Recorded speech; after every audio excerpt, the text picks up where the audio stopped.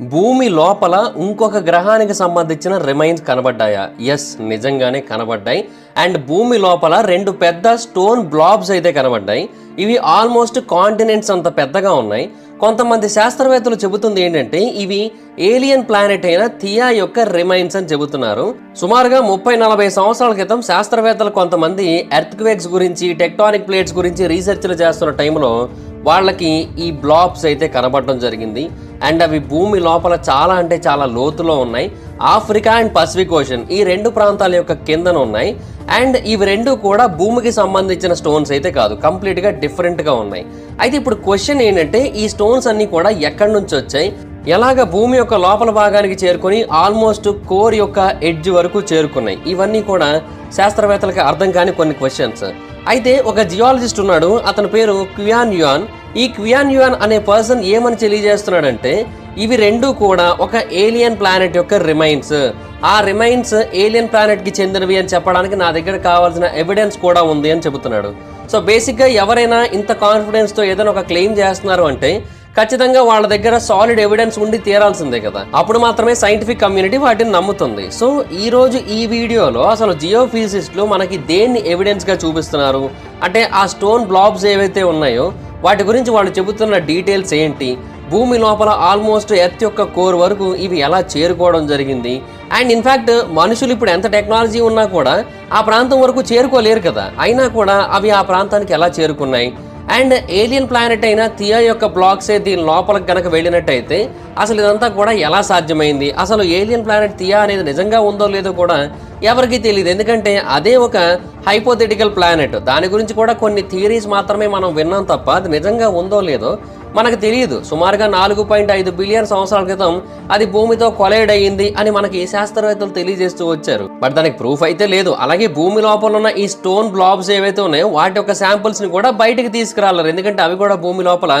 చాలా లోతులో ఉన్నాయి కాబట్టి. మరి ఆ శాంపుల్స్ థియా యొక్క శాంపుల్స్ అని అసలు ఎలా ప్రూవ్ చేస్తారు, అండ్ థియా మీద అసలు ఎలాంటి రీసెర్చ్ జరిగింది, ఇవన్నీ కూడా ఇప్పుడు ఈ వీడియోలో కొంచెం డీటెయిల్గా మాట్లాడుకుందాం. అండ్ ఒక పెద్ద స్టోన్ బ్లాబ్ భూమి లోపల ఉన్నది అంటే ఖచ్చితంగా భూమి యొక్క రొటేషన్ డీస్టెబిలైజ్ అవుతుంది. కానీ ఎలాంటి డీస్టెబిలైజేషన్ జరగకుండా భూమి యొక్క రొటేషన్ యాజ్ ఇట్ ఈజ్ ఎలా జరుగుతోంది రెండు పెద్ద స్టోన్ బ్లాబ్స్ ఉన్నా కూడా. సో శాస్త్రవేత్తలు అసలు ఫస్ట్ ఆఫ్ ఆల్ వీటిని ఎలా కనుక్కున్నారు ఇవన్నీ కూడా తెలుసుకుందాం ఈ వీడియోలో. బేసిక్గా ఇలాంటి వాటి గురించి మాట్లాడుకునేటప్పుడు మనకి సాధారణంగా చాలా రకాల మిత్స్, మిస్కన్సెప్షన్స్, ఫేక్ నెరేటివ్స్ అన్నీ కూడా వస్తూ ఉంటాయి. బట్ వాటన్నిటికంటే మోస్ట్ ఇంపార్టెంట్ ఫ్యాక్టర్ అయితే మాత్రం వీటి గురించి వచ్చిన logical discussions and logical theories, వాటి గురించే మనం ఇప్పుడు ఈ వీడియోలో మాట్లాడుకుందాం. ఎందుకంటే అవి మాత్రమే సైంటిఫిక్ ఎవిడెన్స్ బేసిస్ మీద ఉంటాయి. బట్ వీటన్నిటికీ కూడా మెయిన్ థింగ్ అయితే మాత్రం ఫండమెంటల్స్, అంటే ఒక బేస్ ఉంటుంది. ఆ బేస్ నుంచే మనకి ప్రతి ఒక్క డీటెయిల్ కూడా తెలుస్తూ ఉంటుంది. సో ఈ ఇన్సిడెంట్కి బేస్ ఏంటి అంటే అసలు శాస్త్రవేత్తలు ఈ హ్యూజ్ బ్లాక్స్ని భూమి లోపల భూమి యొక్క కోర్కి దగ్గరలో ఎలా కనుగొనడం జరిగింది అండ్ అవి ఆ ప్రాంతానికి ఎలా చేరుకున్నాయి. హాయ్ ఫ్రెండ్స్, మీరు ఎప్పుడైనా సరే 5,000 రూపాయల ప్రొడక్ట్ 250 రూపాయలకు రావడానికి గమనించారా? లేదు కదా. కానీ అమెజాన్, ఫ్లిప్కార్ట్ లాంటి కంపెనీస్ ఏం చేస్తూ ఉంటాయంటే కొన్ని గోల్డెన్ హవర్స్ టైంలో మెగా డీల్స్ ఇస్తూ ఉంటాయి. ఆ డీల్స్ టైంలో ఒక్కొక్క ప్రొడక్ట్ మీద 90% నుంచి 95% వరకు డిస్కౌంట్ అయితే ఉంటుంది. అయితే ఈ డీల్స్ కోసం మీరు కాన్స్టెంట్గా ఆ యాప్స్ చెక్ చేస్తూ ఉండలేదు కదా, కానీ మీకోసం నేను వాటన్నిటిని కూడా కాన్స్టెంట్గా చెక్ చేస్తూ ఉంటాను. అండ్ దాంట్లో ఎప్పుడు ఏ డీల్ పెట్టినా కూడా ఇమీడియట్గా మీకు ఆ ప్రొడక్ట్ని అయితే షేర్ చేస్తాను. మీరు ఇమీడియట్గా ప్రొడక్ట్ని పర్చేస్ చేయొచ్చు దాని నుంచే. అండ్ అంతేకాదు కొన్ని ఎక్స్ట్రాడినరీ ప్రొడక్ట్స్ ఉంటాయి, వాటిని మీరు బయట ఎక్కడ కూడా చూడరు. వాటి గురించి కూడా నేను మీకు షేర్ చేస్తాను. మీరు సింపుల్గా చేయాల్సింది ఒకటే, కింద డిస్క్రిప్షన్లో మన టెలిగ్రామ్ ఛానల్ లింక్, మన వాట్సాప్ ఛానల్ లింక్, మన ఇన్స్టా బ్రాడ్కాస్ట్ ఛానల్ లింక్ ఉంటాయి. వీటిలో మీరు ఏ యాప్ ఎక్కువగా వాడతారో ఆ యాప్కి సంబంధించిన లింక్ మీద క్లిక్ చేసి ఆ యాప్లో ఉన్న మన ఛానల్ని ఫాలో అవ్వండి. దాంట్లో రెగ్యులర్గా చాలా ప్రొడక్ట్స్ అయితే మీకు అప్డేట్ అవుతూ ఉంటాయి. అండ్ ఆ ప్రొడక్ట్స్లో మీకు ఏది నచ్చినట్టయితే దాన్ని మీరు కొనుగోలు చేయొచ్చు వెంటనే. సో డిస్క్రిప్షన్లో లింక్స్ ఉన్నాయి, వెంటనే ఫాలో అవ్వండి. బేసిక్లీ చాలా ఇంట్రెస్టింగ్ స్టోరీ అని చెప్పొచ్చు. ఇనీషియల్గా వీటిని కనుగొన్న శాస్త్రవేత్తలు అసలు వీటిని కనుగొనాలి అనే ఉద్దేశంతో వీటిని కనుగొనలేదు, ఆ ప్రాంతంలో పరిశోధనలు కూడా చేయలేదు. ఇన్ఫ్యాక్ట్ ఆ టైంలో వాళ్ళు ఏ పాయింట్ మీద పరిశోధనలు చేస్తున్నారంటే ఒక అన్ఆన్సర్డ్ మిస్టరీ 1960లలో యుఎస్లో మొదలైంది.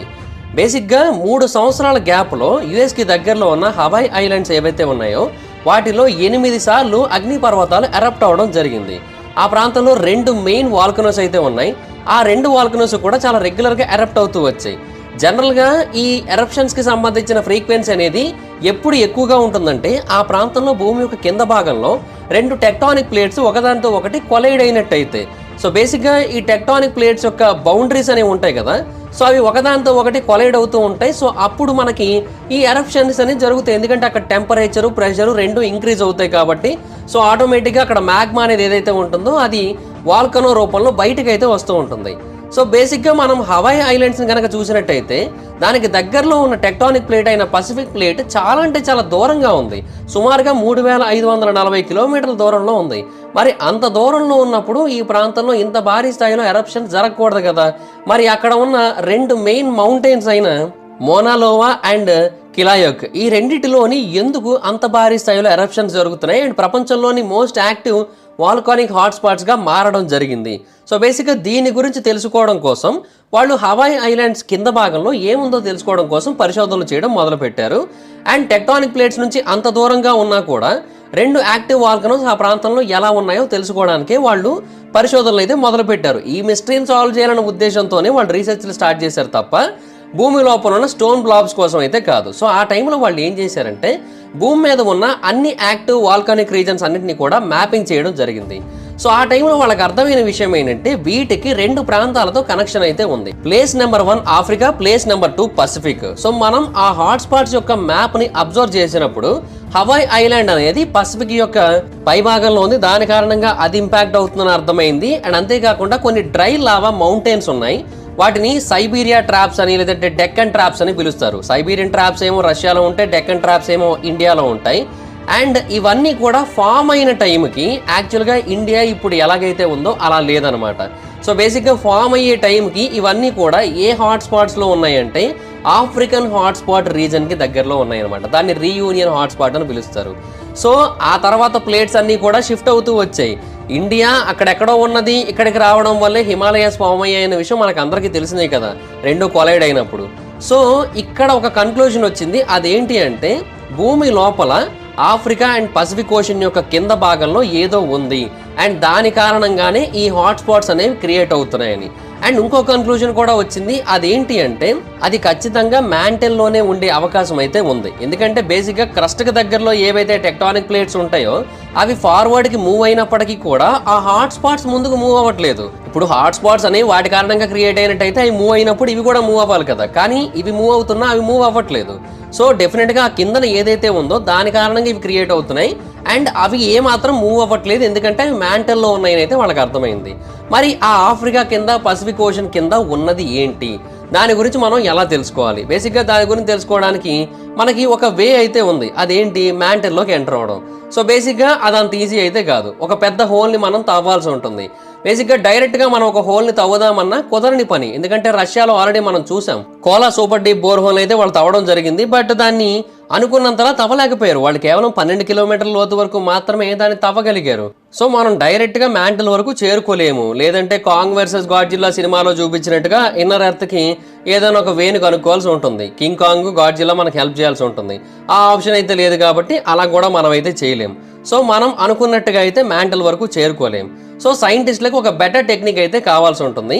అండ్ ఆ టైంలో కొంతమంది క్యూరియస్ సైంటిస్టులు ఆ ప్రాంతానికి వచ్చి కొన్ని థియరీస్ తెలియజేయడం జరిగింది. వాళ్ళందరూ కూడా యుఎస్ ప్రాంతానికి చెందిన సైంటిస్టులు. 1970 యొక్క చివరి నాటికి వచ్చేసరికి భూకంపాల మీద స్టడీ చేయడం మీద ఇంట్రెస్ట్ అనేది చాలా అంటే చాలా బాగా పెరిగిపోయింది.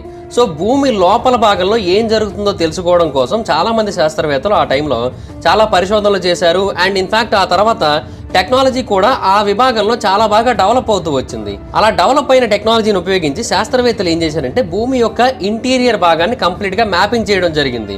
దాన్ని ఉపయోగించి ఎర్త్క్వేక్ డిటెక్షన్ టెక్నాలజీని అయితే వాళ్ళు క్రియేట్ చేయడం జరిగింది. సో అందువల్ల ఇప్పుడు మనకి ఏదైనా ఒక భూకంపం వచ్చిందంటే చాలా స్పష్టంగా తెలుస్తుంది. బేసిక్గా భూకంపం వచ్చినప్పుడు ఏమవుతుంది, భూమి మొత్తం వైబ్రేట్ అవ్వడం స్టార్ట్ అవుతుంది. కాకపోతే కొన్ని ప్రాంతాలు లైట్గా, కొన్ని ప్రాంతాలు హెవీగా వైబ్రేట్ అవుతాయి, అంతే తేడా. బేసిక్గా భూమి లోపల వేవ్స్ అనేవి కంప్లీట్గా మూవ్ అవుతూ ఉంటాయి. అవి ఈ చివరి నుంచి ఆ చివరి వరకు కంప్లీట్గా పాస్ అవుతూ ఉంటాయి, ఎందుకంటే వాటికి ఆ పవర్ ఉంది. సో ఈ సిచ్యువేషన్ యూటిలైజ్ చేసుకొని ఒక యుఎస్ శాస్త్రవేత్త ఏమని తెలియజేశారంటే మనం ఈ వేవ్స్ని స్టడీ చేయడం ద్వారా భూమి యొక్క లోపల భాగాన్ని కంప్లీట్గా తెలుసుకోవచ్చు అండ్ దాన్ని పూర్తి స్థాయిలో మ్యాపింగ్ చేయొచ్చు అని తెలియజేశాడు. కైటీ ఆకి అనే ఒక MIT ప్రొఫెసర్ దీని గురించి ఏమని చెప్పాడంటే ఈ ఎర్త్క్వేక్ అనేది ఫామ్ అయినప్పుడు క్రియేట్ అయిన సెస్మిక్ వేవ్స్ ఏవైతే ఉన్నాయో వాటికంటూ ఒక స్పీడ్ ఉంటుంది. ఆ స్పీడ్ని బట్టి మనం చాలా విషయాలు తెలుసుకోవచ్చు అని చెప్పాడు. అండ్ వాటిని ఉపయోగించి పరిశోధనలు చేస్తున్న టైంలోనే ఈ బ్లాబ్స్ని కనుక్కోవడం జరిగింది. బేసిక్గా ఆ సెస్మిక్ వేవ్స్ని భూమి మొత్తంగా పంపించి చూశారు. అండ్ అలా పంపించి చూసినప్పుడు మనకు తెలిసిన విషయం ఏంటంటే అవి వేరు వేరు మీడియంస్లో వేరు వేరు స్పీడ్స్లో వెళ్తూ ఉంటాయి కదా. సో అందుకని ఎక్కడ ఏ స్పీడ్లో వెళ్తున్నాయో తెలుసుకొని అక్కడ ఎలాంటి ప్రాబ్లమ్స్ ఉన్నాయో అర్థం చేసుకోవడానికి అయితే ట్రై చేశారు. సో వాటి యొక్క స్పీడ్ వేరియేషన్ మొత్తాన్ని కూడా ఒక 2D మ్యాప్ లాగా క్రియేట్ చేయడం జరిగింది. సో అప్పుడు ఎర్త్ యొక్క ఇంటీరియర్ని పూర్తి స్థాయిలో మ్యాపింగ్ చేసినట్టు అయింది. సో ఈ వేవ్స్ వాటి యొక్క మీడియంని బట్టి స్పీడ్ చేంజ్ చేసుకుంటాయి కదా. శాస్త్రవేత్తలు ఏమనుకున్నారంటే భూమి యొక్క మ్యాంటల్లోకి ఎంటర్ అయిన తర్వాత వేవ్స్ అనేవి కాన్స్టెంట్గా ఉంటాయని ఎక్స్పెక్ట్ చేశారు. ఎందుకంటే మ్యాంటల్లో ఏం ఉండదు అనుకున్నారు వాళ్ళు. కానీ ఆ ఎక్స్పెరిమెంట్ తాలూకు రిజల్ట్స్ మాత్రం కంప్లీట్గా డిఫరెంట్గా వచ్చాయి. వాళ్ళు మ్యాంటల్ ద్వారా వేవ్స్ పాస్ చేసినప్పుడు అవి ఆఫ్రికా కిందనున్నప్పుడు అండ్ పసిఫిక్ రీజన్స్ కిందనున్నప్పుడు అవి కంప్లీట్గా స్పీడ్ని కోల్పోవడం జరిగింది. అంటే వాటిని అక్కడ ఏదో అడ్డుతోంది, వాటిని అక్కడ ఏదో బ్లాక్ చేయడం జరిగింది మ్యాంటల్లో. అండ్ దానితో ఈ వేవ్స్ అనేవి కొలైడ్ అయ్యి వాటి యొక్క స్పీడ్ని కంప్లీట్గా మార్చేసుకున్నాయి. సో డీటెయిల్డ్గా ఇన్వెస్టిగేషన్ చేసినప్పుడు శాస్త్రవేత్తలకు అర్థమైన విషయం ఏంటి అంటే వాటి యొక్క కింద భాగంలో, అంటే ఆఫ్రికా యొక్క ఎడారుల కింద భాగంలో, పసిఫిక్ యొక్క నీటి కింద భాగంలో 2 పెద్ద స్ట్రక్చర్స్ అయితే ఉన్నాయి. ఇవి ఆల్మోస్ట్ కాంటినెంట్స్ అంత పెద్దగా ఉన్నాయి. అండ్ ఇవి పూర్తి స్థాయిలో రాక్ లాగే ఉన్నాయి. కాకపోతే అవి దేని కారణంగా ఫామ్ అయ్యాయి, ఎలా ఫామ్ అయ్యాయి అనేది ఎవరికీ తెలియదు. ఆఫ్రికన్ బ్లాబ్ గేమో శాస్త్రవేత్తలు టూజో అనే పేరు పెట్టారు. పసిఫిక్ బ్లాబ్ గేమో శాస్త్రవేత్తలు జేసన్ అనే పేరు అయితే పెట్టడం జరిగింది. సో ఈ డిస్కవరీ జరిగిన తర్వాత వాళ్ళు నెక్స్ట్ స్టెప్కి వెళ్ళారు. అదేంటి అంటే ఈ యాక్టివ్ వాల్కనో హాట్స్పాట్స్ ఉన్నాయి కదా, వాటికి ఈ స్ట్రేంజ్ బ్లాబ్స్కి మధ్య ఉన్న కనెక్షన్ ఏంటో తెలుసుకోవడానికి ట్రై చేశారు. అంటే వీటి కారణంగా ఏమైనా హాట్స్పాట్స్ క్రియేట్ అవుతున్నాయా అని తెలుసుకోవడానికి ట్రై చేశారు, లేదంటే ఇది జస్ట్ కోఇన్సిడెన్స్ అని తెలుసుకోవడానికి కూడా ట్రై చేశారు. 2 రకాలుగాను పరిశోధనలు అయితే చేశారు. అయితే ఈ బ్లాబ్స్ ఎలా ఫామ్ అయ్యాయి అని చెప్పడానికి 1994 సంవత్సరంలో మ్యాక్స్ ప్లాంక్ ఇన్స్టిట్యూట్కి చెందిన 2 శాస్త్రవేత్తలు ఒక థియరీతో ముందుకు రావడం జరిగింది. వాళ్ళిద్దరు కూడా జర్మన్ ఫిజిసిస్టులు. వాళ్ళ పేర్లు యుఆర్ క్రిస్టెన్సెన్ అలాగే ఏడబ్ల్యూ హాఫ్మెన్. ఈ ఇద్దరు చెప్పిన థియరీ ఏంటంటే సుమారుగా 200 మిలియన్ సంవత్సరాల క్రితం భూమి పాంజియా సూపర్ కాంటినెంట్గా ఉండి ఆ తర్వాత బ్రేక్ అవుతున్న టైంలో ఎర్త్ యొక్క ఓషనిక్ క్రస్ట్ ఏదైతే ఉంటుందో అది భూమి యొక్క కాంటినెంటల్ క్రస్ట్ యొక్క కింద భాగానికి వెళ్ళిపోయింది. ఎందుకంటే దానికి హై క్రస్ట్ డెన్సిటీ ఉంటుంది. సో అలాగే మెల్లిమెల్లిగా అది కిందకు వెళ్ళిపోతున్న టైంలో అది మెల్లిగా మ్యాంటల్ని చేరుకుంది.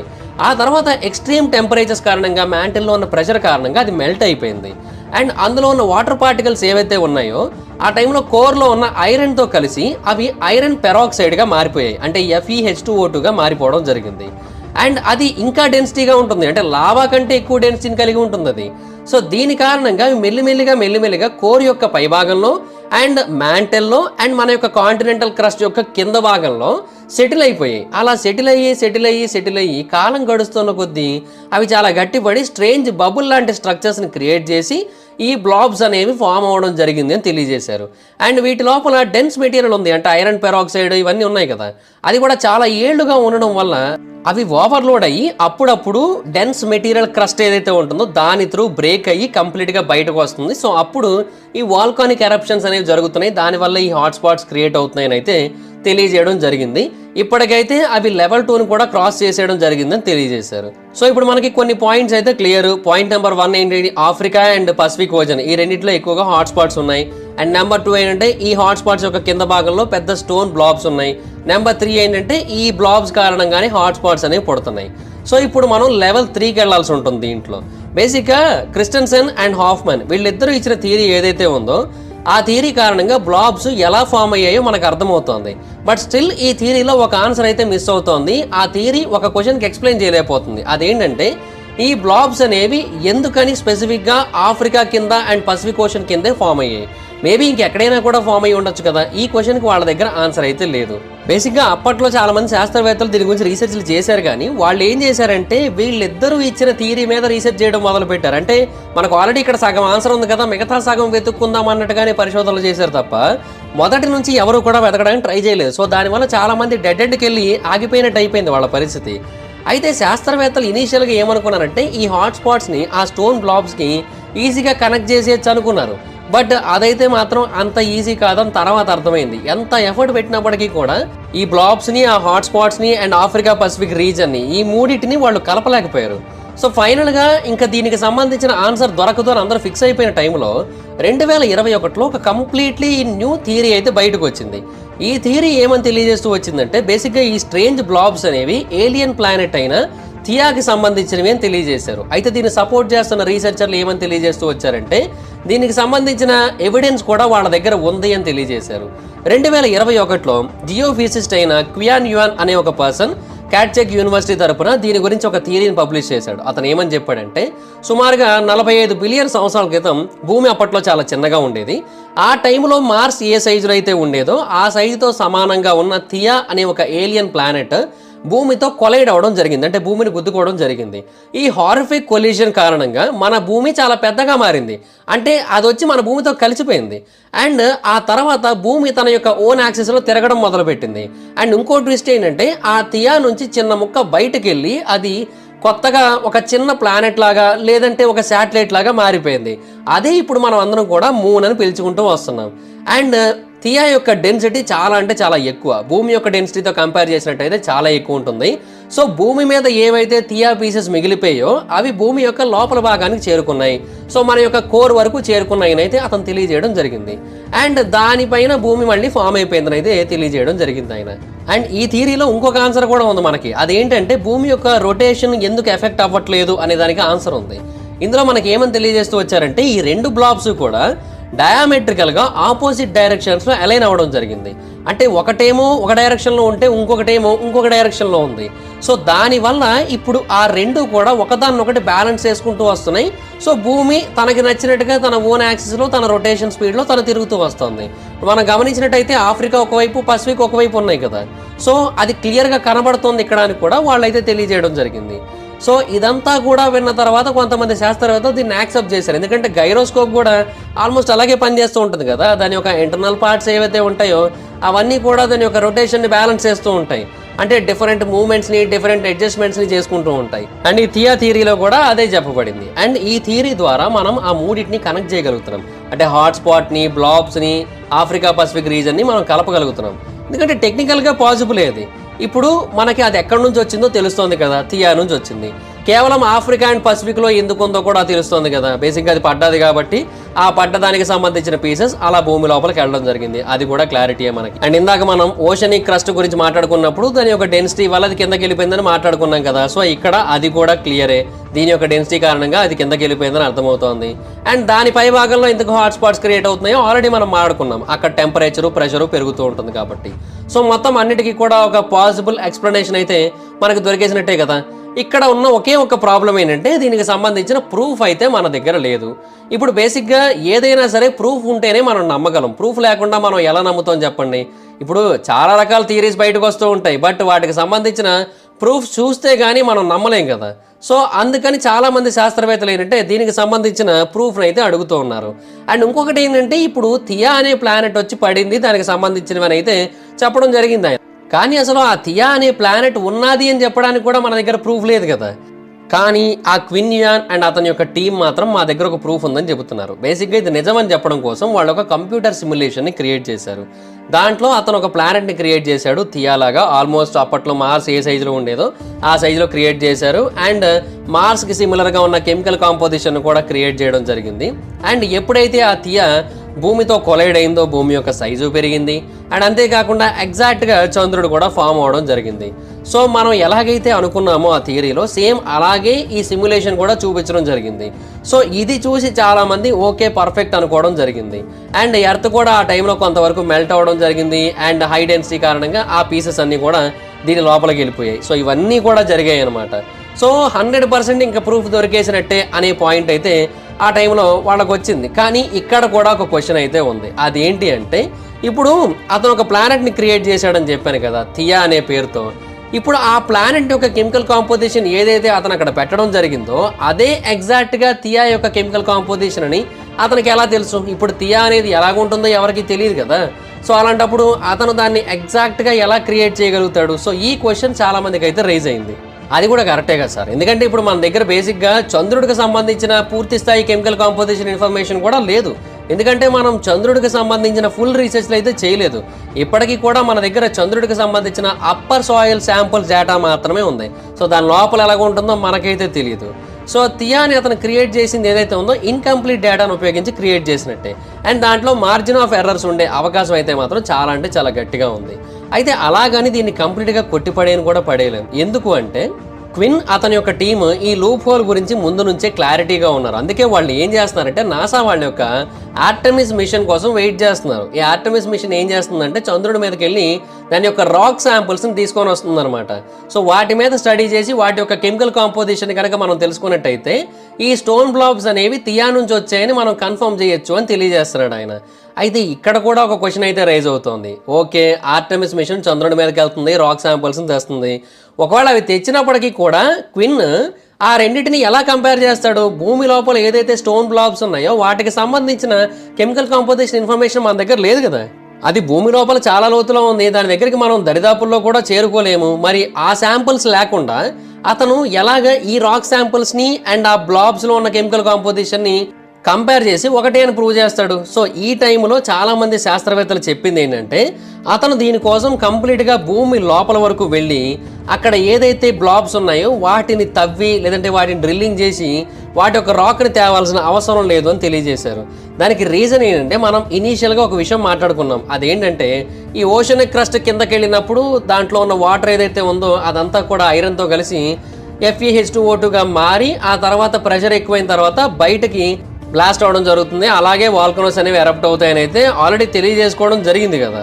సో ఇక్కడ పాయింట్ ఏంటంటే ఆ ఎరప్షన్స్ జరిగినప్పుడు ఆ వాల్కనిక్ ఎరప్షన్స్ ఏవైతే జరుగుతాయో ఆ టైంలో లోపల నుంచి కూడా కొన్ని రాక్స్ అయితే బయటకు వస్తూ ఉంటాయి కదా. అఫ్ కోర్స్ లావా రూపంలోనే వస్తాయి, బట్ లావా డ్రై అయిపోతే మళ్ళీ అది స్టోన్గానే మారుతుంది కదా. సో దాన్ని మనం రీసెర్చ్ చేస్తే సరిపోతుంది కదా. సో ఇప్పుడు చంద్రుడి మీద నుంచి తెచ్చే రాక్ శాంపుల్ని ఆ లావాని ఈ రెండింటిని కూడా రీసెర్చ్లు చేసి ఆ రెండింటిని కంపేర్ చేసుకుంటే సరిపోతుంది అనమాట. సో అలాగా మనం ఈ థియా థియరీని ప్రూవ్ చేయొచ్చు అనేది తెలియజేశారు. బేసిక్గా మనకు అందరికీ తెలిసిందే, లావా టైంలో బసాల్ట్ రాక్స్ ఉంటాయి. సో ఆ రాక్స్ని రీసెర్చ్ చేసుకుంటే సరిపోతుంది మనకి. వాటి యొక్క కెమికల్ కాంపోజిషన్ ఎగ్జాక్ట్గా ఉంటుంది, మనకు అందరికీ తెలిసిందే. సో ఇలాగా వాళ్ళు వాళ్ళ థియరీని ప్రూవ్ చేయడానికి కావాల్సిన పాయింట్స్ అన్నీ కూడా వెతికి పెట్టి ఉంచుకున్నారు. బట్ దానికైతే ఇంకా టైం అయితే పడుతుంది. డెఫినెట్గా 2026లో జరుగుతుంది నాసా వాళ్ళ యొక్క ప్రాజెక్ట్. అండ్ ఆ ప్రాజెక్ట్ పూర్తవ్వాలి. ఆ తర్వాత వాటిని రీసెర్చ్లు చేయాలి అండ్ ఆ తర్వాత కంపేర్ చేయాలి. ఇవన్నీ చేసిన తర్వాత మాత్రమే మనకి వీటి గురించి ఒక ప్రాపర్ ఆన్సర్ అయితే వచ్చే ఛాన్స్ అయితే ఉంది. బట్ డెఫినెట్గా భూమి లోపల ఒక ఏలియన్ ప్లానెట్ యొక్క రిమైన్స్ ఉన్నాయని కన్ఫర్మ్ అయితే మాత్రం అది నిజంగా చాలా అంటే చాలా పెద్ద మిస్టరీ అవుతుంది. అండ్ అప్పుడు దానికోసం మళ్ళీ ఎన్ని యుద్ధాలు జరుగుతాయో చూడాలి మరి అప్పట్లో. అండ్ మీకు ఇంకొక విషయం చెప్పాలి, అదేంటంటే ఇండియా 2 ముక్కలుగా విడిపోతుంది. రీసెంట్గా కొంతమంది చైనీస్ రీసెర్చర్స్ ఈ విషయాన్ని రీసెర్చ్ చేసి తెలియజేయడం జరిగింది. అంటే చైనాలో ఉన్న ఓషన్ యూనివర్సిటీ వాళ్ళు ఈ విషయాన్ని అయితే తెలియజేశారు. సో దాని గురించి ఇంకొక డీటెయిల్డ్ వీడియో చేస్తాను, మన ఛానల్లో కొద్ది రోజుల్లో అప్లోడ్ అవుతుంది. అండ్ ఇండియన్ టెక్టానిక్ ప్లేట్స్ ఏవైతే ఉన్నాయో అవి కూడా 2 పార్ట్లుగా విడిపోతున్నాయి అనమాట. సో అది కూడా చాలా అంటే చాలా ఇంపార్టెంట్ వీడియో అండ్ అద్భుతమైన ఇన్ఫర్మేషన్ ఉంటుంది దాంట్లో కూడా. సో ఎవరైనా ఆ వీడియో మిస్ అవ్వకుండా చూడాలనుకుంటే ఖచ్చితంగా ఇప్పుడే మన ఛానల్ని సబ్స్క్రైబ్ చేసుకొని పక్కన ఉన్న బెల్ ఐకాన్ నుంచి ఆల్లో పెట్టుకోండి. ఖచ్చితంగా నెక్స్ట్ వీడియో నోటిఫికేషన్ వస్తుంది. సో దాట్స్ ఇట్ గైస్, ఇది వీడియో కనుక మీకు నచ్చినట్టయితే లైక్ చేసి ఈ వీడియోని మీ ఫ్రెండ్స్ అండ్ ఫ్యామిలీ మెంబర్స్తో షేర్ చేయండి. అలాగే ఎప్పటికీ కావాలన్నా మన ఛానల్ సబ్స్క్రైబ్ చేసుకోకపోతే సబ్స్క్రైబ్ చేసుకొని పక్కన బెల్ ఐకాన్ ఆల్లో పెట్టుకోండి. నా ఇన్స్టాగ్రామ్ ఐడి జబర్దస్త్ మైదర్, అక్కడ కూడా వచ్చినట్టు ఫాలో అవ్వచ్చు. Thank you so much guys, బాబాను మీటర్ next video, bye bye. Hi friends, మీరు ఎప్పుడైనా సరే 5,000 రూపాయల ప్రోడక్ట్ 250 రూపాయలకి రావడాన్ని గమనించారా? లేదు కదా. కానీ అమెజాన్, ఫ్లిప్కార్ట్ లాంటి కంపెనీస్ ఏం చేస్తూ ఉంటాయంటే కొన్ని గోల్డెన్ హవర్స్ టైంలో మెగా డీల్స్ ఇస్తూ ఉంటాయి. ఆ డీల్స్ టైంలో ఒక్కొక్క ప్రోడక్ట్ మీద 90% నుంచి 95% వరకు డిస్కౌంట్ అయితే ఉంటుంది. అయితే ఈ డీల్స్ కోసం మీరు కాన్స్టెంట్గా ఆ యాప్స్ చెక్ చేస్తూ ఉండలేదు కదా.